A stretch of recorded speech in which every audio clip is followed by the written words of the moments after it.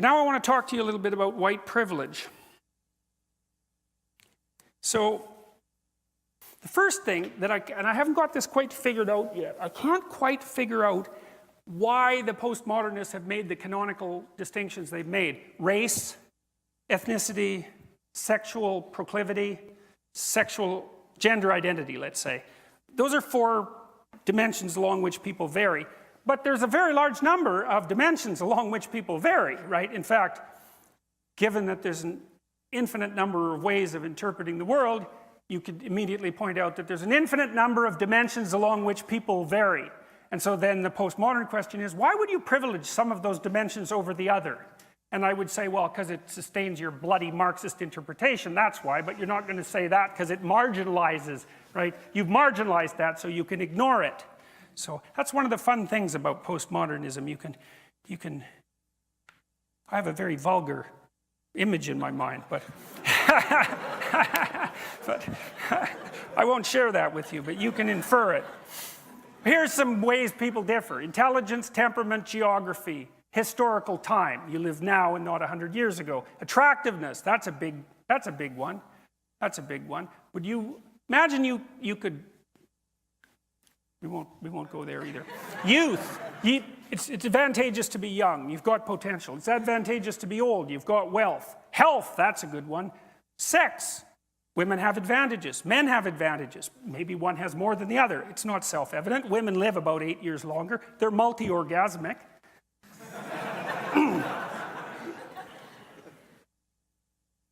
Athleticism, wealth, family structure, friendship, education. Well, then there's the classic, postmodern ones, race, ethnicity, etc. Why not those other dimensions of variation? There's no evidence that they're less important. In fact, there's quite a bit of evidence that they're more important.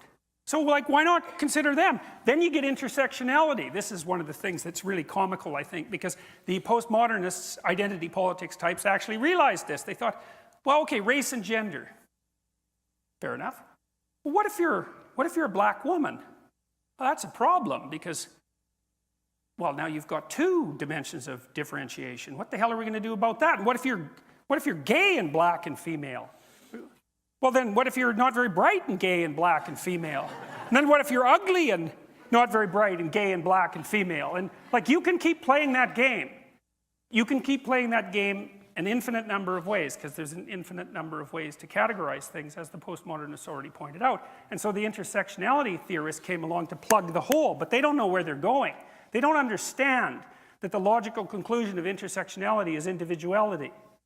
Because there's so many different ways of categorizing people's advantages and disadvantages that if you take that all the way out to the end, you say, well, the individual is the ultimate minority.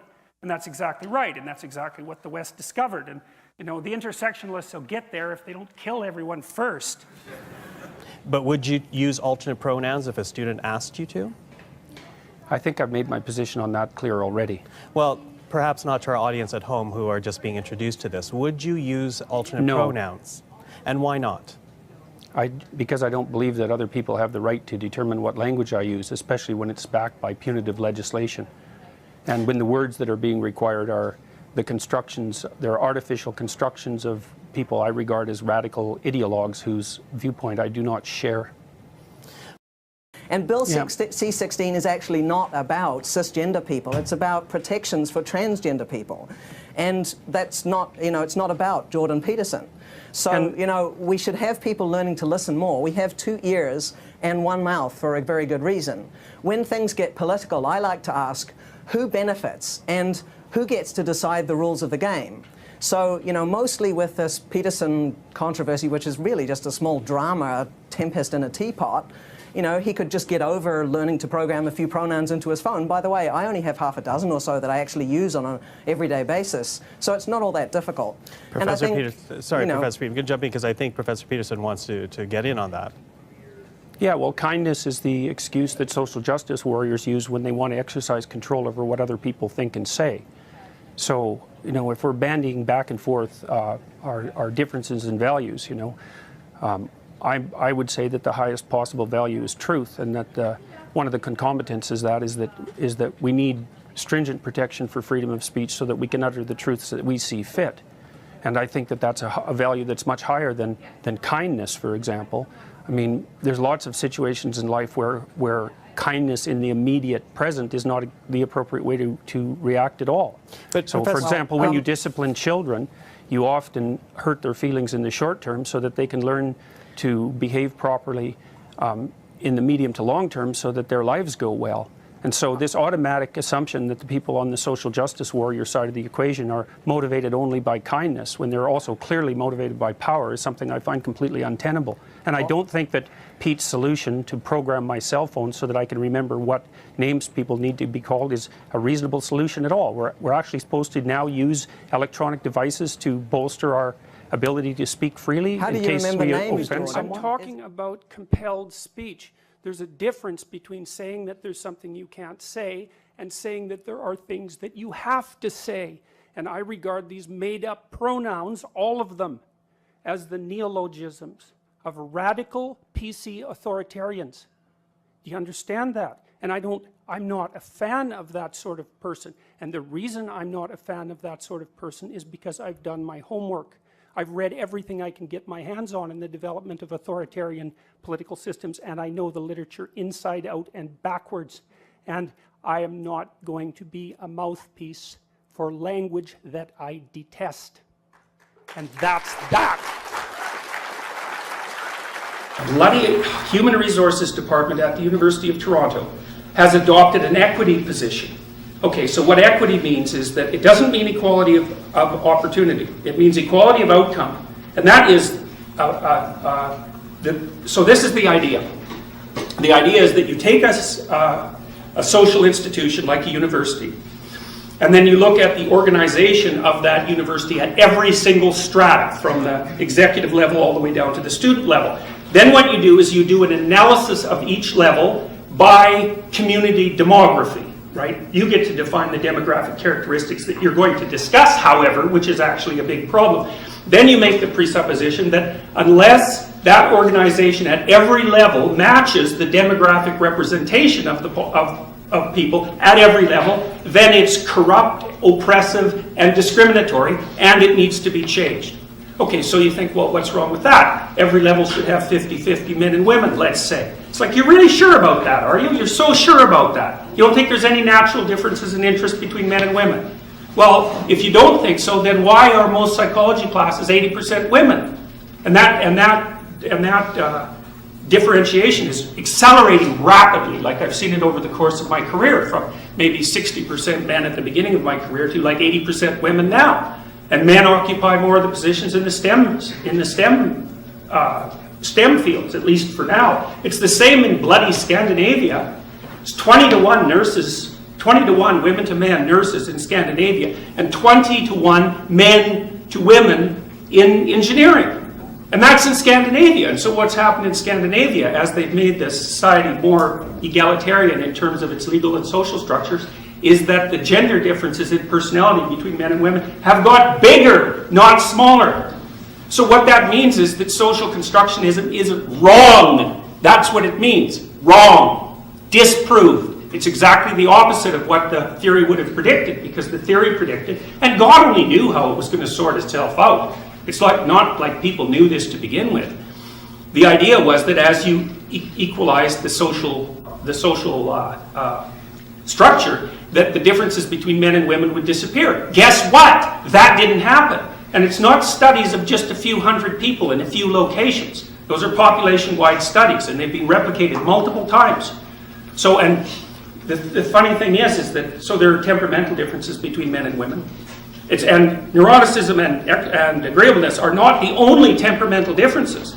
So if you fragment extroversion, it fragments into assertiveness and gregariousness. Women are more gregarious, men are more assertive. If you fragment conscientiousness into orderliness and industriousness, women are more orderly and men are more industrious. If you fragment openness, which is the creativity dimension, into interest in ideas and interest in aesthetics, you find that women are more interested in aesthetics and men are more interested in ideas. So because you can fractionate the big 5 into 10, you get gender differences across all of them. And they're not trivial either. They make a difference. So Okay, so anyways, back to the equity thing of all the preposterous and idiotic ideas. So, first of all, to make gender equity across every dimension of an organization, you have to assume that men and women have identical interests and temperaments, and that if they don't, the state should intervene to bloody well ensure that they do, which is something for all you women to figure out, because now there's many positions in society that women preferentially occupy. So what are you going to do about that? And what are you going to do about the Asians? Because they occupy preferential positions as well. You know, they're overrepresented in all sorts of professional institutions. And the probability is that that's going to increase. What are you going to do about that? What about the Jews? What are you going to do about them? Because they're in the same position as the Asians. You're going to put quotas on all those people? What kind of stupidity is that? And then it's worse too, because let's say you equalize women, and just for the sake of argument, across all these different dimensions of society. Well, then what are you going to do? Are you going to equalize for black women and Latino women and Asian women? Are you going to subtype black women? Because it's not like they're all the same. Are you going to ensure that women from lower classes are represented just as much as women from upper classes? And how many generations back are you going to go to check that? What about intelligence? What about attractiveness? How about height? How about weight? So the problem with the fractionation by group identity is that it's endless. There's no way of ensuring equality across groups because there's an infinite number of groups. You can fragment group identity all the way down to the level of the individual, which is exactly what you should do, which is what we already did in the West. We figured, well, the ultimate diverse population is a population of individuals, so you let the individuals sort it out. No, we're going to replace that with group. Well, what that means for the bloody social activists is that they'll be able to play this game forever because you can continually fractionate group identity ad nauseum, and so the system will never be equal. And you can bloody well be sure that as we implement social policy to make sure that all outcomes are equal, that the amount of space that you personally are going to have to maneuver in is going to shrink and shrink and shrink and shrink. We've already seen that happen in many societies. You think we would have learned from the 20th century? Why should your right to freedom of speech trump a trans person's right not to be offended? Because in order to be able to think, you have to risk being offensive. I mean, look at the conversation we're having right now. You know, like you're certainly willing to risk offending me in the pursuit of truth. Why should you have the right to do that? It's been rather uncomfortable. Well, I'm very glad I put you on the spot. Well, I'm very glad that I've exercised my freedom of speech. You get my point. It's like you're doing what you should do, which is digging a bit to see what the hell's going on. So and that is what you should do. But you're exercising your freedom of speech to certainly risk offending me. And that's fine. I think more power to you as far as I'm concerned. Except you haven't sat there and I'm just trying to work that out. I mean, Gotcha. Thank you, Senator Ahmedvar. Thank you, Chair, and thank you both of you for being here. I was trying to take notes, but I think I got this right, Mr. Peterson, that you talked about this bill as being an expression of the vanguard of ideology. Am I right in thinking? Well, I was thinking more about the policies that surrounded it, but okay. Yes. Yeah. So I'm trying to square what you, as a party of one, are saying with published documents from the Canadian Psychological Association, the American Psychological Association, the Canadian Medical Association, the American Psychiatric Association, the Canadian Psychiatric Association, and the United Nations Human Rights experts. So these are all, these are not parties of one. They are associated. They are all, I imagine, lots of psychologists are members of the Canadian Psychology Association and the Canadian Psychiatry. So how are we to square what you're saying, which is your opinion, which you are absolutely entitled to, with what everyone is saying, plus the feelings and testimonies of the people who have suffered over 30 years, who've been taking issues to court? These are people who we've listened to. So how are we to square this? Okay, well, with regards to your second point, if the people that you're listening to aren't randomly selected from a population, then their opinions are worthless from the perspective of testimony, because you don't know if you're dealing with a biased sample. And that's a big problem with the public consultation process that underlied this bill.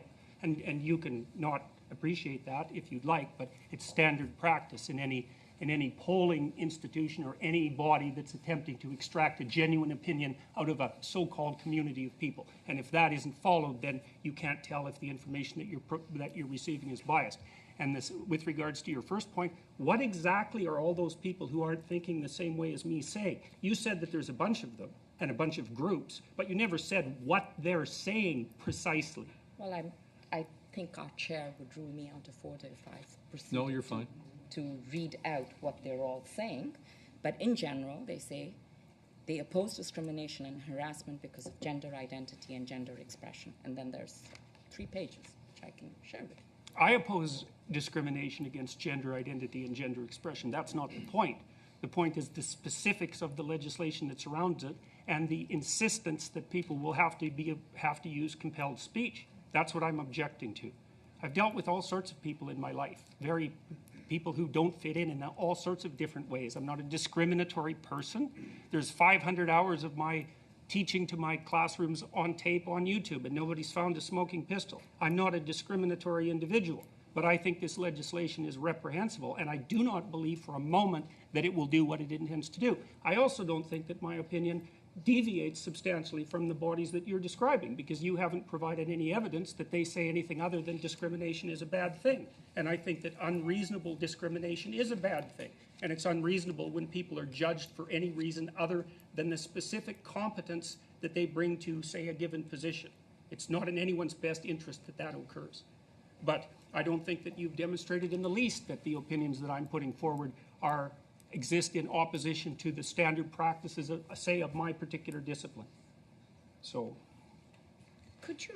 May I follow? Mm-hmm. Could you repeat one more time your response to Senators Gold and Pratt that the Ontario Human Rights Commission has provided what I would say reasonable alternatives to your objection to using pronouns? Well, I think it's been made clear in the presentation so far is that it depends on which part of the Ontario Human Rights Commission's policies you read. And that's a big problem. I mean, one of the reasons I criticized this to begin with was because when I went through the policies, I could see that they're absolutely incoherent. So, for example, here, let me give you another example. So there's an insistence in the Ontario Human Rights Commission that sexual preference is an immutable phenomenon, which indicates, at least in principle, that it's biologically grounded. But by the same token, in exactly the same policies, they presume that sexual identity, and gender expression are entirely independent. It's like, sorry guys, you can't have both of those because one's A and one's not A, and you can't put those together. And like, there's endless numbers of places in the policy surrounding Bill C-16 that are characterized by that kind of logical incoherency. And I mean, what's it going to do to people who are transgender, who are making the claim that they were, say, born that way at birth, which is a strong claim? That's a biological claim. It indicates that there's a direct causal connection between some biological phenomena and the expression of a particular identity. It's actually the strongest defense that people who have, let's call them non-standard sexual identities or gender identities, have to defend their claims. I have to wrap it up there and move on to Senator So I'm Robin. going to read you something that a graduate student sent me from the University of Toronto the other day, and I can also tell you that I've received hundreds of letters like this. Today, I had a tutorial at the University of Toronto where I talked about Jordan Peterson and issues of personal identity, legally sanctioned identity categories, etc. I brought up a video of a tall white man in his 30s who asked students at a university how they'd react if he told them he identified as a woman, as black, as short, and as 5 years old. Spoiler alert. Students in the video resist some of the later categories a bit, but are mostly accepting. Still, students were not engaging in discussion. I asked them why. One said it was because she was worried to share her opinion for fear of being singled out or saying something offensive. I asked who else was not speaking for that reason. The whole class put their hands up. No participation. Why? They weren't uninterested. They were afraid to speak their minds.